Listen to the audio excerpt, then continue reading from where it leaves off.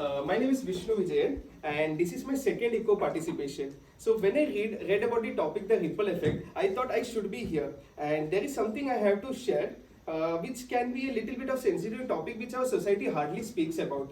And today I'm going to speak about two instances about my life, from my life, that happened to me. And today when I stand here and look back, I realize that these instances has helped me to grow to become something what I am today.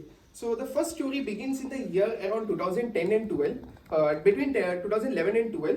So before starting, I want to tell everyone that I'm a mechanical engineer, and I'm a mechanical engineer because someone told me that if you choose mechanical engineering, you will never become poor. But little did I knew that it will only push you towards poverty.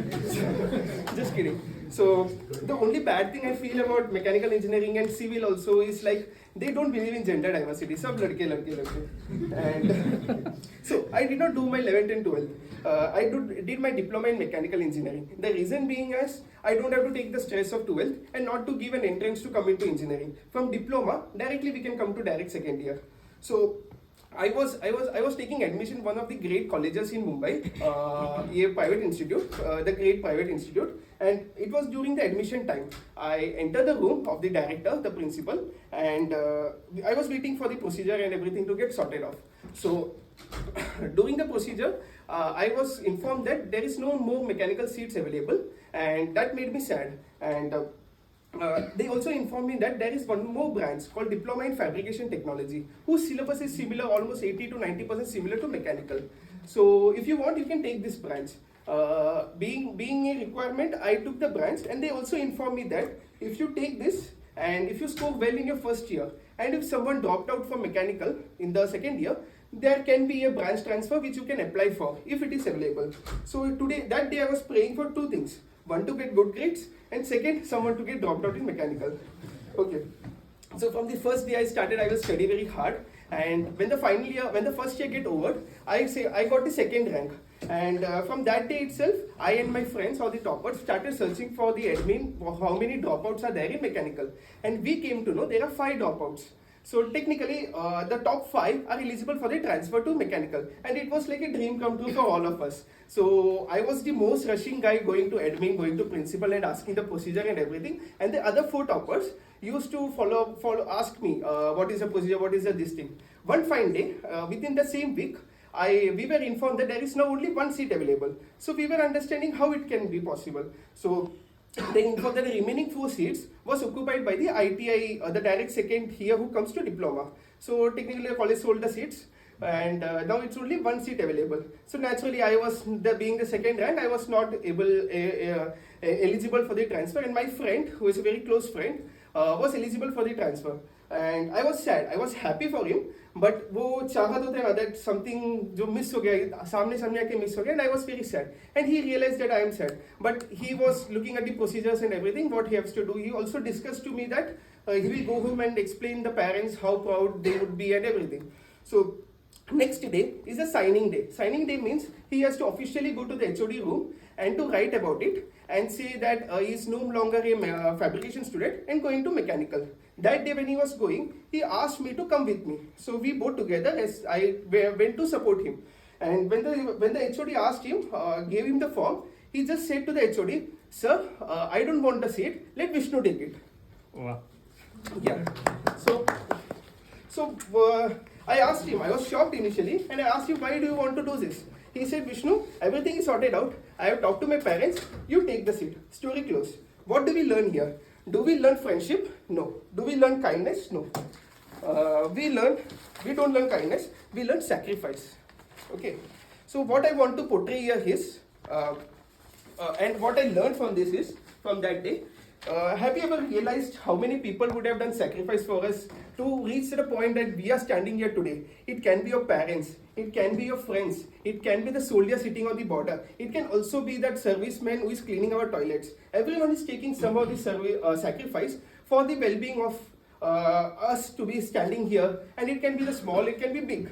So I just want to put a point that while going home or while being working, just have a thought how many people can have will actually contributed to us for our well-being and supported. So there's a small quote which I liked from the ChatGPT, so I will tell it. So, actually from ChatGPT. Sacrifice is a silent poetry of love written in the ink of selflessness across the pages of existence. Okay, this is not even to my friends. Today I want to speak about a topic called, once again, bullying. So, what is bullying? Suppose if my friend Ashrit is sitting here, if I tease him, will that be considered as bullying? Maybe yes, maybe no. What if I tease him every day? Will that be considered as bullying? Some say yes, some say no. So, but now comes the real part.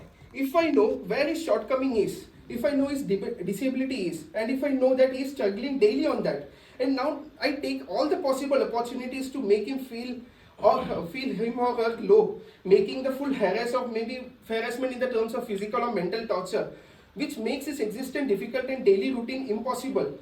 Will that be considered as bullying? Probably everyone would agree to yes. So, why I am saying this topic is because I was also badly bullied between the year 2010 to 2015, and it was very difficult to cope up to my daily routine. Not only I doubted my capabilities, it was also a point where I was not sharing anything to my friends and families. The reason this happened to me because I had a little bit of stammering issues. I cannot say the word "the" and "sir" together in a sentence. One fine day, while speaking to one of my close friends, he realized how badly I am affected. The next day, I found the usual group who used to trouble me is now silent. Later, I realized this friend of mine had just a small conversation with them. He did not use any threatening or did any physical or any mental stress for them. He just went there and had a small conversation with them. Whatever you're doing is wrong. What we learn here? We learn courage. It's courage. Courage to speak about the wrong things in the society. Before I conclude, I just want to put some statistics.